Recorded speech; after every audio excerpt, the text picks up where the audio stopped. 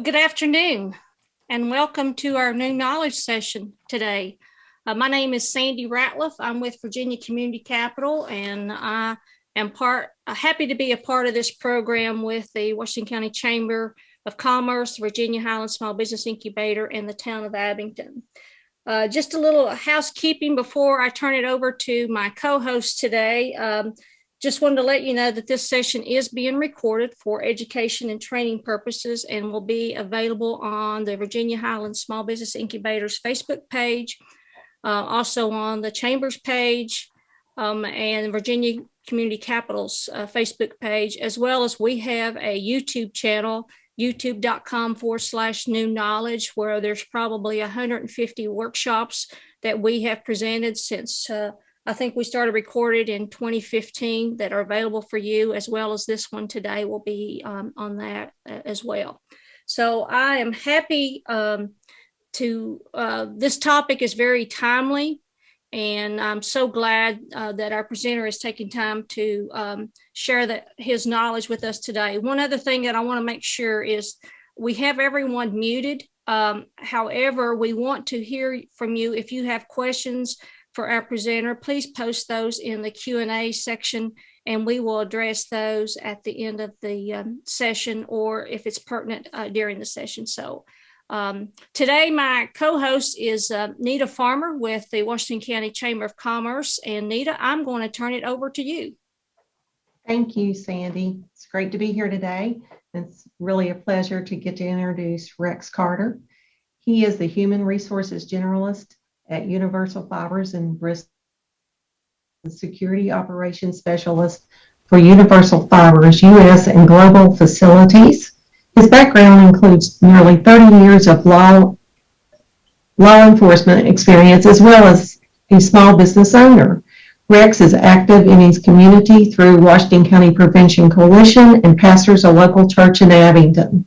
He most recently completed an Essentials in Leadership class through Harvard University and holds a bachelor's degree with a triple major in communications, economics, business management from Emory and Henry College. He and his wife have 3 children and reside in Bristol. Welcome, Rex.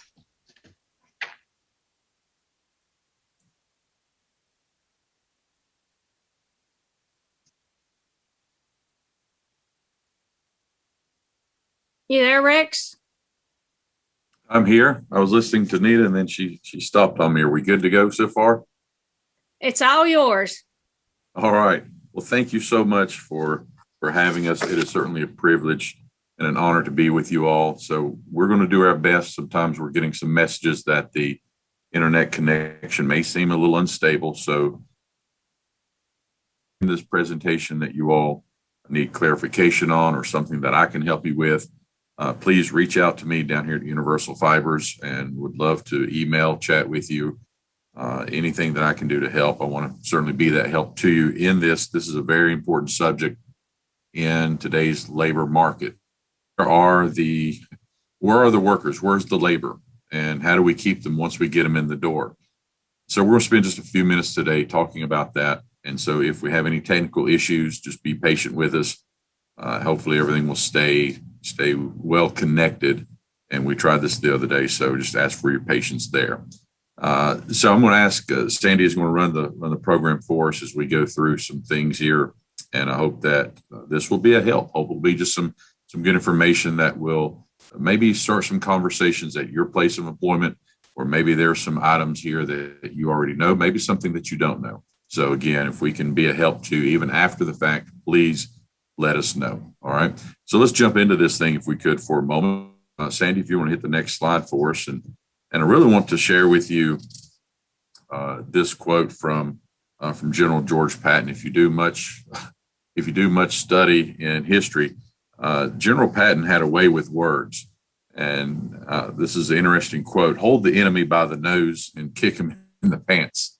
Now, a lot of you are wondering, okay, what's that have to do with recruiting people? I thought we had to get them in the door rather than the other way. Well, listen, in today's market, employers have to be aggressive in all efforts to find quality candidates and to maintain that labor. And that's required for function and for profitability. And so Patton knew this, and he knew this aggressive tactic even in World War II when faced with a problem or faced with the enemy. So employers today we can see the enemy, so to speak, as well as increasing unemployment rates. We can see the enemy as maybe this pandemic or the unemployment benefits that have been paying out, the costs associated with hiring people in today's market. We find that the costs are increasing for entry-level pay rates. So whatever that may be, as you may consider the quote-unquote enemy, well, we are no longer in a workforce where we have to just sit back and the labor comes to us. We've got to be aggressive in our plan. And so let me ask you, so Sandy will hit the next slide for us. So what is your system? What is it that you do with your company? We know that recruiting and retention, those are key components, and that must be integrated within your company's system. So you ask yourself this question, you're a small business owner, I work here for a manufacturing company. Do you have a system? And that good system will include your work processes, your compensation, the benefits, the whole package from safety and training. What are your HR policies, procedures? Do you have good supervision? And do you have good working conditions? Now that's just your basic foundation. So the basic foundation is, do we have that system in place, and is recruiting and retention built within it? It's unfortunate that there are some companies that exist today that they don't take an active approach in constantly recruiting good quality candidates. And we see them struggle.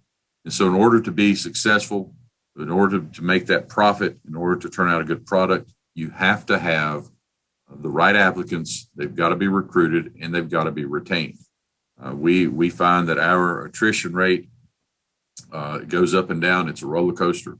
We've had trouble. I've talked with other manufacturing companies around, been on a lot of calls with our legislators, and what we're finding is that this is not just us. This is not just localized. It is around the country, but we're finding that the labor is just not there like it used to be.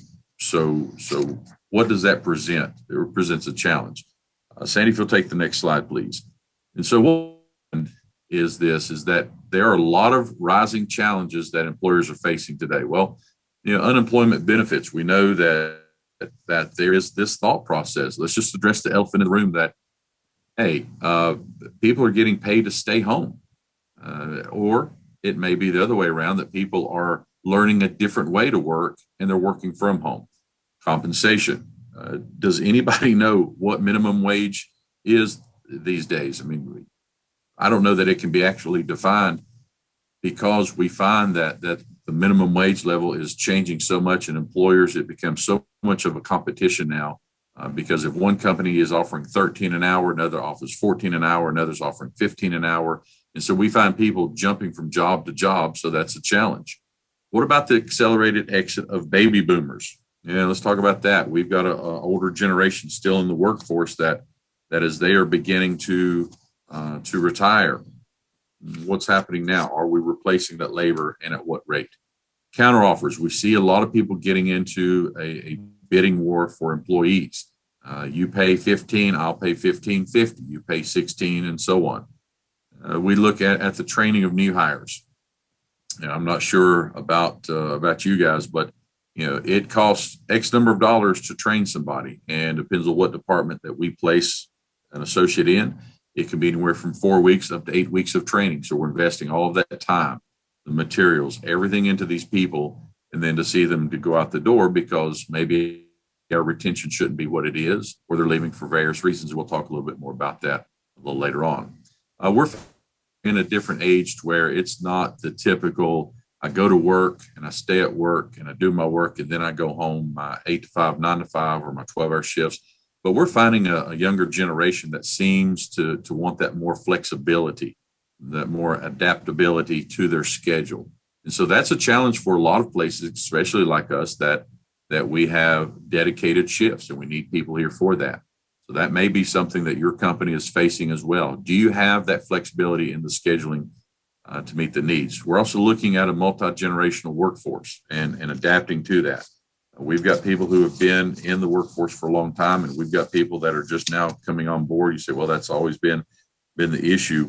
Well, when you begin to think about it, and you begin to think about, we do see people from different ages. We've actually seen an older population re-entering the workforce because maybe their company did not, or maybe their company closed their doors. They sent them back to school. They've got a different degree. Now we're finding older applicants come. But here's the thing: where are the candidates connected? If your company doesn't have some way to reach out to candidates through online, social media, digital services, may be missing the boat there in trying to find good people. What we're also finding as well is there's an increase in our Hispanic and Latino population. And so not only do we have the need for fully integrated digital services, but also for communication needs as well. Do you have people on staff, or do you have ways to reach people with a different cultural background and the language challenge there? Employees are wanting more benefits. We see that, and it's becoming apparent that benefits are a top consideration for workers. So I ask you, in this list of challenges, what is your company's standard for benefits?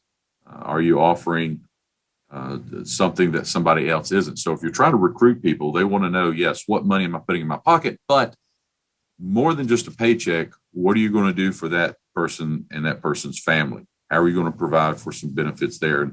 And the last survey, one of the recent surveys done by Glassdoor showed there was about 57% of the workers cited that benefits and perks were their top reasons for accepting a job. So are we competitive in offering more benefits?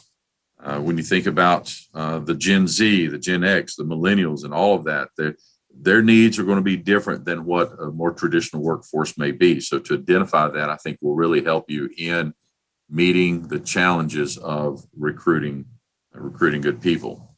Workplace culture has changed a lot over the years. And really over the last few years, we've seen that people do not want a toxic company culture. That can lead to high turnover and low morale. So when you begin to study your company's system and you begin to maybe survey your folks, you may be a small business and only have 2 or 3 people. You may be a medium-sized business with a couple of hundred. You may be a large industry that may have several thousand people. No matter the size, you've got to understand is that workplace culture, buying into the needs of the people and meeting those needs, that is going to be key. So ask yourself the question, are we meeting the needs of our employees? We find that there's a big push these days on focusing on wellness. There's a lot of value placed on health and wellness. We just opened a 1,000 square foot medical clinic here at Universal. We're very proud of that. We worked very hard that we can offer to our associates at no cost to them access to a nurse practitioner. So that really takes the burden off of our associates of having to pay, go to urgent care to get a prescription or to get some labs done.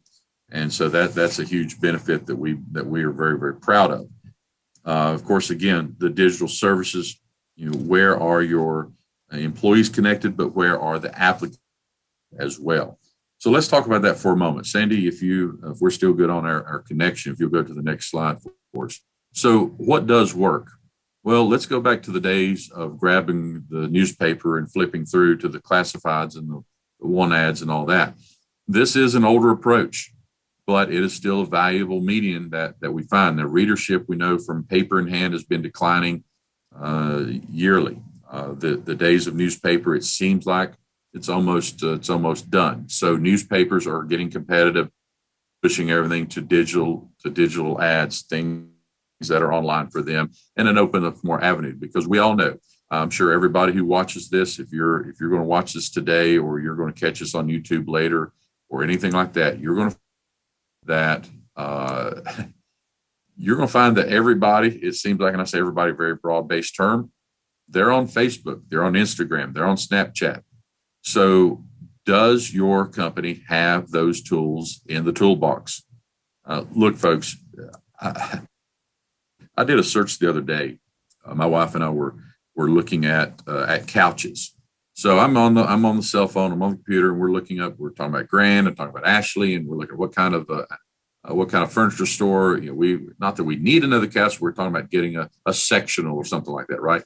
Do you know how many ads that I saw for furniture that come up on Facebook? I mean, this is crazy. And this is, I mean, from politics. Look, we're in the middle of the political season in Virginia for governor and all that. So you see the political ads. And so if you don't have that social media presence, you're missing the mark. Now, you got to be careful, understand that. But applicants, it's all about name recognition, folks. And so if you're recruiting people and you're not on social media or you're not using online services, you're missing out. Look, we do the signs, Universal Fibers. We've got the little yard signs out. We've got the banners out. We're still doing things in the newspaper. Why? Because we want that foundation of trying to reach everybody that we can to fulfill the needs and the openings we have. On the chat, there's a question. What are some of the positions that are hard to fill, and do you find the majority are entry level? For us, it is. For our manufacturing environment, we do find that our entry level positions are the hardest to fill. We've got a very, very good retention rate when it comes to our mid-level to upper level personnel, those who've been here a long time. But we're finding the entry level, and that's where a lot of people tend to be job hopping, I think. And I see applications come across my desk every day. And you look at the work history, and what are we finding, folks? They're finding they've got, they're young people, 18, 20, 25 years old, and they've already got 5 or 10 different jobs in their work history. So that is entry level is where we're finding the biggest need. Well, but those people we're finding, we just did a big push with Indeed. The last couple of months or so, we've done a couple little programs. I say programs. What's the right word I'm looking for? Somebody might have to help me. We did a big push, hiring push, and we used Indeed, and we tried that in ZipRecruiter, and it turned out very well for us. We saw a lot of applicants come in, and we screened a lot, and we are about to turn the corner. Knock on wood, I say that today. So don't call me tomorrow and ask how it is. But at least today, we may be turning the corner on meeting our labor needs because of what we're doing. LinkedIn is not a bad online service, but it's not a great recruiting tool. I think you may have your own, and that's fine. There are dozens of online services. But here's the thing, folks, word of mouth. Word of mouth works great. Referral program. We do an incentivized referral program where if you refer someone, you get some cash up front. If that person is here, going to retention. If that person is here for 6 months with good attendance, both the referring associate and the new hire are both given a bonus. You say, well, you're paying people to stay to work. Pretty much. I mean, that's what it is, folks. I just call it like I see it, and that's the world we're in, to incentivize that referral program. How many products have you bought in your life that have been because of word of mouth? Because you wanted to know, hey, where did you find that car, or that truck, or it could be anything. What's your favorite flavor of Doritos? I don't know, but something. Pick anything. And word of mouth. And we will take the word of another friend over maybe reading an article about the job. And so it's really been working well for us. We've also reached out to employment temp staffing agencies. They are good resources for job seekers, these local offices, and we've done very well there as well. That's just like a roller coaster, though, because if we're not seeing people come through the door, then your staffing agencies, they're not seeing people come through the door either. Of course, think about for us, the Virginia Employment Commission, Tennessee Department of Labor. We have a lot of contact with those agencies as well. And then, of course, hey, pay to stay, sign-on bonuses. Is that a good recruiting tool? You're going to have people some's going to debate that. It's good. Some's going to say bad. But what do you have in your budget? Can you afford that? Because look, that's going to be be eating into the profit margin if you're paying somebody $500, $1,000, $2,000, whatever it may be. I know the hospital just recently, Ballot, I was seeing some ads. It's been a little while back. Maybe you guys have seen it a little quicker than I have, or it's been more recent. But $2,000, $3,000 sign-on bonuses for nurses. And so look, companies are willing to pay. So ask yourself that question: are you willing to pay someone a sign-on bonus to come work? Well, you've got to wage that against your profit margin and the cost of training and all of that. But again, these are just some of the tools that we have been finding, that we've been reaching out to find people. And so this is not a one-shot deal. I cannot just rely on finding applicants based on newspaper ads. Does a newspaper ad help? It does. But while that may not be our strongest pull, we still want stuff on social media. We still want stuff out on Indeed or ZipRecruiter. We still want the referrals. So when I say you go back to George Patton's quote, it really is that aggressive of approach. And that's the world that we're in. And if your company is not being aggressive in the recruiting by touching every point out there, then I think you're really beginning to miss the mark. Let's look at the next slide. And let me ask you, what about your key performance indicators? When you begin to find out what it is on how you can track and measure how you are beginning to find and to strategize. And I don't know, are we still good, Sandy? If you can hear me, if you can go to the next slide. I don't know if you're still on there or not. We may be lagging, I'm not sure.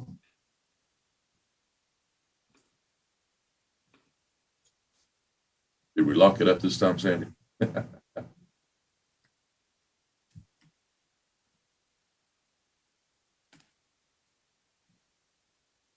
All right, as she's working on that, really just real quick, folks, just ask you this question. When you think about recruiting, you've got to think about what are some of your key performance indicators or KPIs. So your KPIs become the way that you measure success. Your key performance indicators for recruiting. What's the number of qualified candidates for the job posting?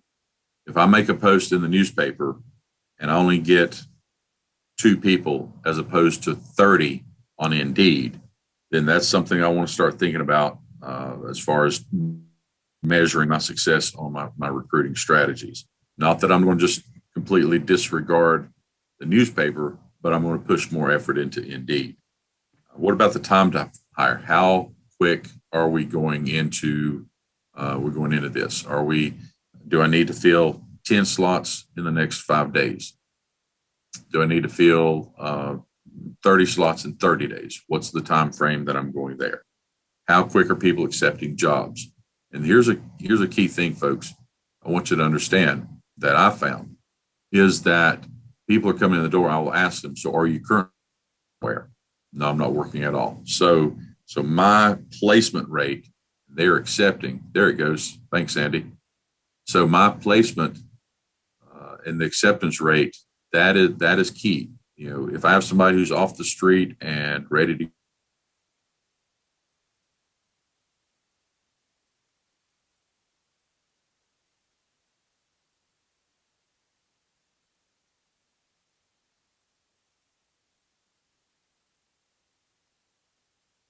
and where's my money better spent? Okay. So just some thoughts right there. All right, Sandy, if we can, let's catch the next 4 recruiting goals. I'm not going to spend real long on this one.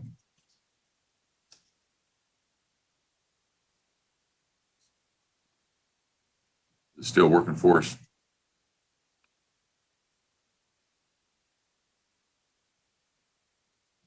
All right, as she gets the next slide, what you're going to see, folks, and again, if you want a copy of this slide, let me know, reach out to Sandy. She'll have it as well that you can go back and look through. What we find is that there's different acronyms. Indeed.com puts this one out called the SMART Goal Setting Framework. And to follow the SMART program, it is just the acronym SMART. So in your recruiting goals, in your company, ask yourself, do we have a goal of X number of associates that we need? Okay, so be specific. Start by defining your goal. Are you starting out, let's say if you're, for example, as the slide will show, are you giving, you got a new marketing team that you're developing? Well, what is that goal? How many people do you need to recruit to interview and so on? And then measurable. What's the specific KPIs, your key performance indicators to measure that goal? If you need, if your hiring process is 30 days, but you need to back it up to 14 days, that's going to change. It's going to change your KPI because now your time frame has changed. What about achievable? So SMART, specific, measurable, achievable. Make sure you have the resources you need to accomplish the goal. Do you have a recruiting budget? If not, then maybe you got to go to what's free or what's cheap. And of course, that takes you back to social media. Realistic. Is your goal aligned with other business objectives? If you need to hire a certain number of associates by a certain date, is that aligned with the entire business? For example, we may have to have 100,000 pounds of material run within the next 5 days. Do we have the labor for that? Is my recruiting goal going to be X number of employees to meet that demand or not? So think about this. Think about it, folks. Is it going to be a realistic goal? And then your time-based, when will you accomplish that goal? So we find then that if it is achievable, hey, then it's going to be a smart thing to do, right? All right. How are we doing on our slide? Sandy, you still there? Good to go?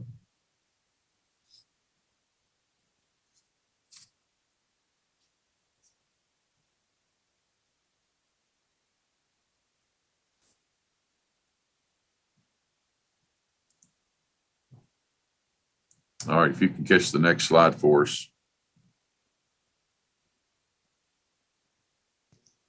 Rex, Yes. this is Nita. Hey, Nita. We have someone that has posed a question. Can I read that to you? Yes, please. Okay. What are some of the positions that are hard to fill? Is first part of the question. The second part is, do you find the majority are entry level? Yes, we do. Those are entry level positions. Those are typically the biggest needs that we have. Our entry level machine operator positions. And every day we are gauging the numbers of our projected labor needs. So when you look at that key performance indicator, we have to project ahead. And this is kind of the crazy part of the game. And maybe if you guys that are on this call, maybe you don't have to play the projection game, but for us, what we have to do is we have to know what the sales are, what the orders coming in, and we have to project what that labor is needed to be able to run X number of thousands of pounds of material. And so for those who are well established in the workforce, because they know it's a good company to work for, they're good with the benefits, they're good with the pay, there's that job satisfaction, all that into play. We'll talk about in retention in just a moment. Then we find that, hey, they're going to stay. But the biggest need that we have are entry level. And what we're finding is that main labor workforce is not there like it used to be. People are job hopping. They're not satisfied with something in the job itself, whether you want to rewards, whatever. Then they're out the door. So that's what I want to get to on the retention aspect. Rex, I just want to let you know I'm having computer issues and it will not let me unmute. All right. Are you able to forward the slides or no?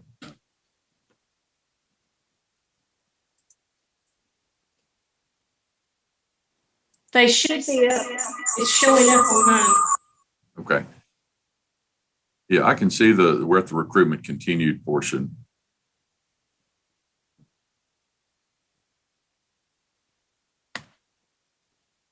So for those of you watching, you want to go just back to live screen, Sandy?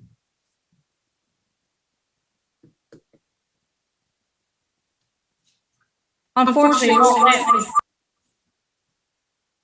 I just love technology.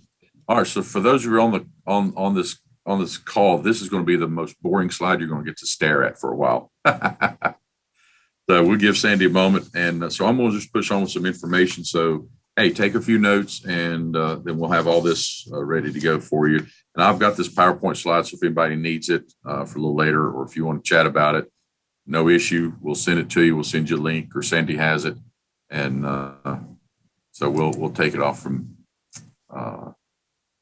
there. Rex, unfortunately, I'm locked up. My computer won't even escape or anything. And if I stop, I'll stop the feed. Oh, okay. All right. Don't worry about it then. Just hold tight where you are. We'll go from there. So, all right. Wonderful technology. Don't you all love it?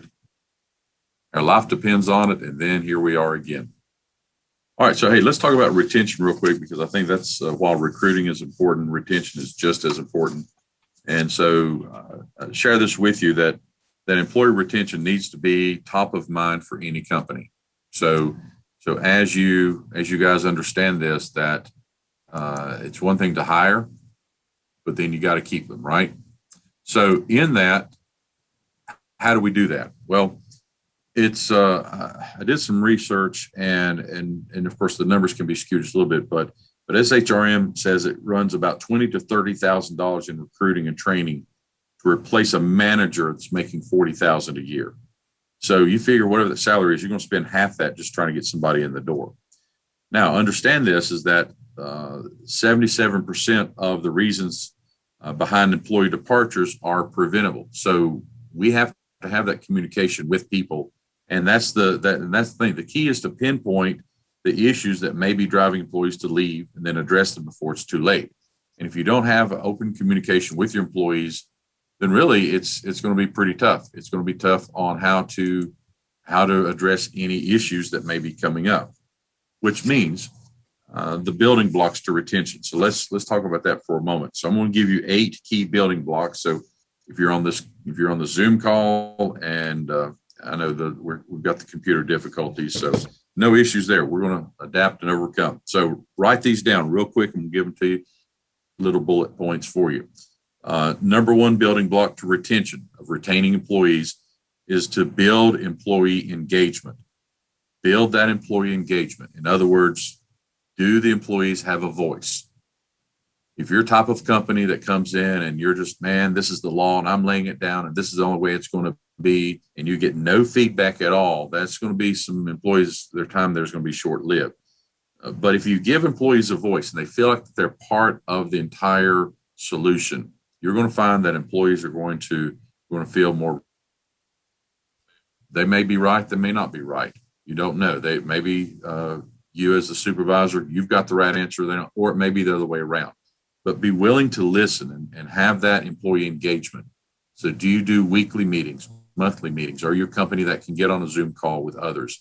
Maybe you're just a small business and it's just you and 2 other folks. Hey, grab a cup of coffee and sit down and talk about things and get their feedback on that workplace environment.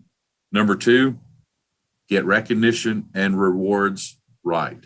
Get this right. You build a culture of recognition, and that will go a long way in retaining employees. We do an Associate of the Month program. We do a Customer Care Hero of the Month. We look for those people who are making a huge contribution, not only to the production of the material we make, but also are they going above and beyond what their job description is. And so we'll do that both from a social standpoint and a monetary standpoint. We post them up on our internal site. So, hey, this is our Associate of the Month. They get a monetary award, good parking place, all the good stuff. And so when the associates or the employees feel like they are being recognized for the work they do, hey, we all know that pat on the back every now and again makes a big difference. So we want to stick with that and get that recognition, get the rewards right, and build that culture of recognition. Number 3, building block to retention. The third thing is to recruit the right employees. I'll put this out there for you all to consider. Have you thought about or getting outside the box and looking for applicants? In other words, we have made a big push to our local high schools. And now what we're looking for are those seniors who are graduating, who may not desire to go on to college. They want to get right into the workforce.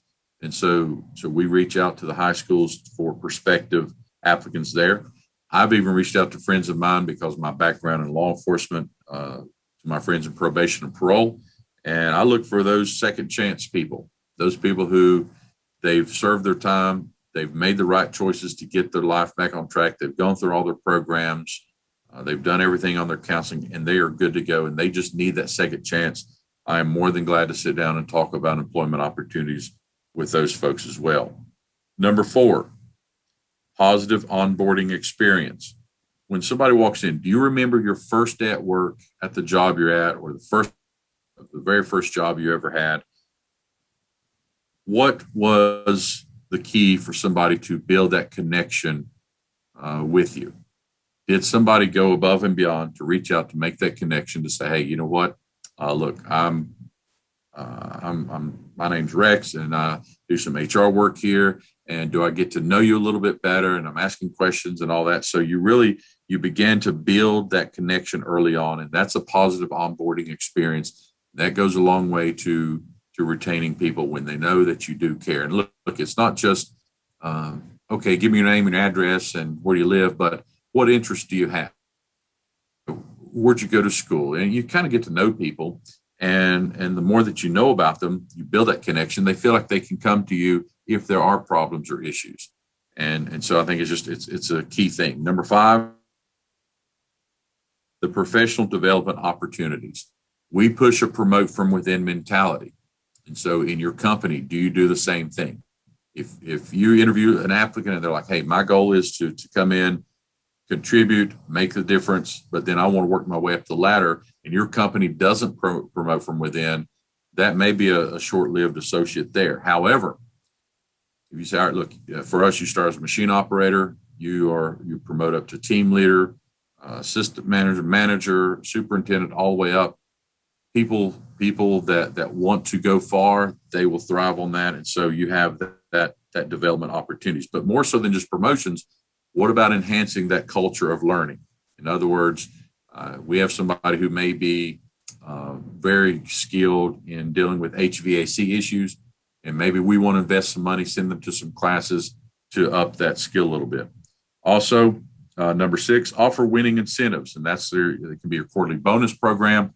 We do quarterly bonuses as well as sign-on bonuses as well. And so we are rewarding the people for a safe work environment, quality product, good labor retention, and all of that. So we've got a formula that we put in place to help people to get the most out of that quarterly bonus. And it's a winning incentive, right? If they know they're going to get extra money, why not? So put that in your toolbox. Also, number 7, this is one that I will mention. I've mentioned before, and this will really for the pot, so to speak. So if I step on somebody's toes on this one, here you go. Number 7, manage to retain. I don't know how many companies I've seen that their managers are bosses and they're not coaches. Our managers need to be coaches. You have to have a good relationship between the manager and the associate. And you cannot have a manager coming in and being the dictator and the boss and just beating them over the head saying this, look, maybe that's appropriate for some work environments, but we are living in a different day where your managers have to be coaches. Does your mid-level supervision, do they go to manager training? Are they aware of what it takes to cultivate that work environment that fosters that good working culture? Well, if they don't, and you've got a bad manager, then guess what you're going to have? Your retention is going to drop because people don't leave jobs, they leave bad managers. And I've got that in the slide somewhere there toward the end. So you need to manage to retain. What's the leadership training and the background training of your managers in your company? And then number 8, promote employee wellness. Fitness challenges, hobbies, things outside of work, encourage that to your employees. Look, they'll work their overtime and they're going to stay in here. They're going to work on and on and on and on. Look, you got to have a life outside of work. Those associates to get a hobby, do something that is outside of work. Maybe it's an activity. For example, we've got a couple of softball teams that the company sponsors. And so it gets the folks out of the plant, it gets them on the softball field, and it's just a good way to build that camaraderie, and it's not all about work. So 8 building blocks to retention. Now to tie all that together, and I'll wind this up, and then Nita, if you're still on, I know you've got another meeting to go to, and if Sandy can hear me there, then I'm gonna wrap this up. And if you've got folks who got questions, shoot them over in the chat or the Q&A, or just catch up with us a little bit later. But here's the thing: I want to just tie the retention together with the recruiting. Salary and benefits must be competitive, and it is sad to say, folks, but we're no longer in the day of just minimum wage. We know what's happening from the legislature, and we find that the recent Glassdoor survey that I found and did some research on found that 45% of the employees who quit, the top reason is salary. Yes, it is. Is it always about the money? Not really, because benefits that are beneficial matter. And there's a good little slogan to put on a t-shirt. Benefits that are beneficial matter. Money matters. Yes, we understand that. But we're finding now that the Generation X and all these people, financial stability motivates them to stay in a job, but it's also those benefits as well. So what you're offering your employees must be comparable to other businesses in that industry. It's going to be hard for us as a manufacturing industry to say, okay, we've got $9 an hour jobs when another company just down the road is doing $14 or $15 an hour. You got to be competitive. And so you've got to have your folks that are in business, your business office, your admin, all these people, you've got to have them getting creative to find out, hey, look, we still got to make a profit. We got to pay the bills. We got to pay our people. But can we do it in a very competitive fashion? One of the last slides that you'll see on this thing, as you go back and look at it, and what I do talk about tying it together, and I go back to the one point on the building blocks is this: hire leaders. You have an associate that has the potential for leadership. That is a good hire. Get them in the door, because what you want from your staff, and whether it's, and I'll pick on, can I pick on you, Nita, just for a minute? If it's the Chamber of Commerce, or if it is look, if it's a gas station, if it's a mom and pop store, if it's a major industry, I don't care what business you've got, but you've got to have people who are leaders, and they are not the dictator boss from days gone by. It's about learning who people are. Do you have good leaders in your network of the workforce that give clear direction towards the future? We find that people are going to quit and walk out the door when they don't have clear direction. And so bosses don't share information. It leaves employees wondering if there's good or bad, what's happening. But a good leader lets the employees know where the company is headed. That is so important from the top all the way down. So if you're on this call, you're watching this, if you're the CEO, if you're mid-level management, if today is day one for you, whatever it is, there's got to be clear direction communicated from all levels. I can't stress that enough. Also, you've got to have people that are able to handle challenges. A leader can handle a challenge, whether it's stress on the employees, whether it is intentional, unintentional, whatever it may be, the challenges that come up. You've got to have people who can handle that. There's got to be a genuine desire also to offer high quality, both for the customer and both.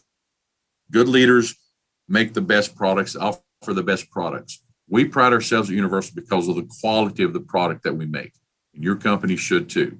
And so if you can generate that desire for high quality, look, bosses, let me say this, bosses are always behind the curve, scrambling to meet the minimum requirement, but leaders are always a step ahead. They're always looking for ways to make a better product and to get the best from their people.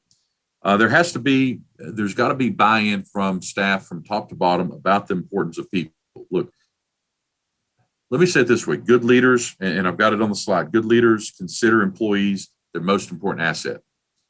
If you don't buy into putting your all into people, I don't care what agency it is, you pick any organization.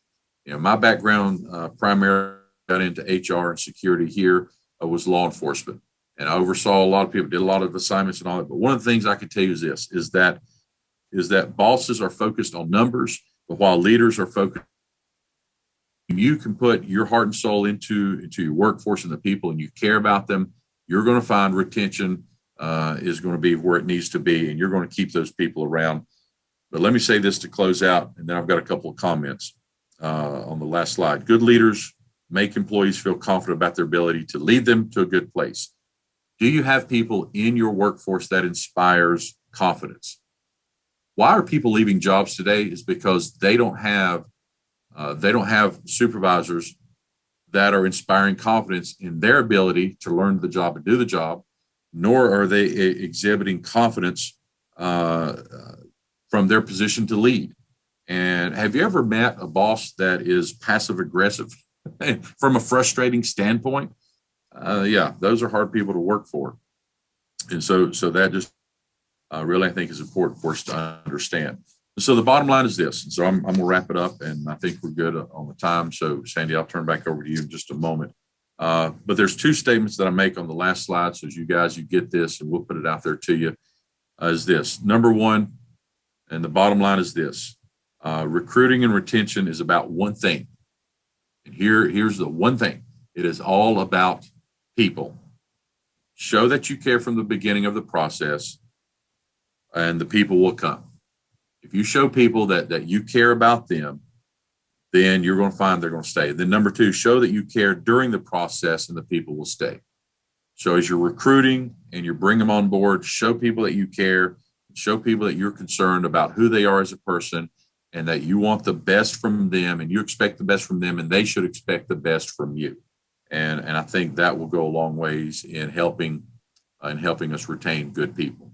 So I hope this has been a help. Just a little different perspective. I know we've had some crazy technical difficulties. Maybe you're still on here. I may be the only one left. I don't know. But it's been an honor and a privilege and a pleasure. And I thank you all so much for spending time with us today.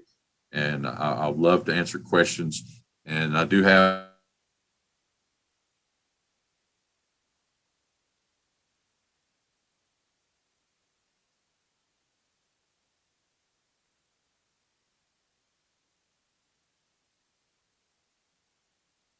email at rex.carter@universalfibers.com.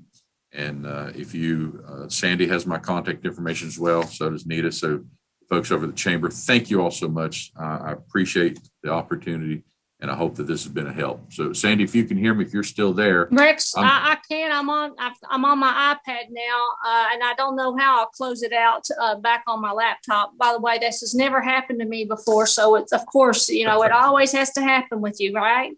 But Absolutely. I really appreciate it, and I apologize for the technical issues. No worries. But I will share your slides with those that participated, and see what I can put up for the video on YouTube, Facebook pages. But I know I learned a lot, and it is tough times in the labor market. And I hope that the folks that have watched this or will be seeing this will take some of your suggestions to heart. I don't like having, if I want to go out to eat and I cannot go into a restaurant because they don't have enough employees, or, all of these things. It's a tough market, and you have to be creative. But I think if you treat people right, they're going to go right with you too. It's not so easy to job hop anymore. Can I say something? Sure. Well, I just want to say that I found this very, very important to me because, I had my other assistant, she had to leave because her husband was relocating.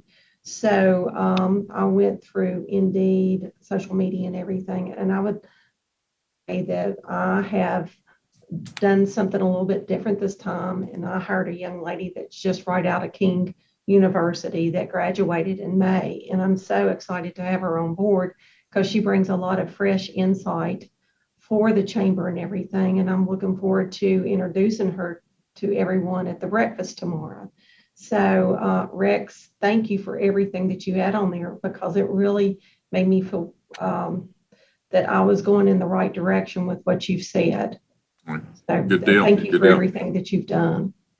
Absolutely. And if you guys need, if we need to, I don't know, Sandy, Nita, if we need to go back and re-record because of the PowerPoint, hey, we'll set aside 30 minutes or an hour and put it together, package it a little bit better if you guys want to do that. So you tell me. I'm here to help you guys any way I can. Well, I appreciate that. Here's Kathy. You got anything? Hey, Kathy. Kathy You see Lowe's Kathy? with Virginia Highlands Small Business Incubator. She's another partner in this program. But I know people, it's probably are hungry and wanting something to eat. I've got to get to another meeting, but I do want to put a plug in for our next meeting, our next new knowledge session. That'll be September the 29th. And for those of you that have iPhones, there's so much that you could do on that. So this will be focusing on iPhone tips and tricks. And our friend Jonathan Eveden with Aegis IT Solutions will be leading that. So I hope you can join us. And we've got sessions coming up through June 15th of 2022. So lots of great content, and I hope you'll join us for others. And again, I apologize for the technology issues. So thanks, everybody. I hope you have a blessed day, and I look forward to seeing you again soon. Thanks, Rex. All right. Thanks. Thank you. You're welcome. Good seeing everyone. You too.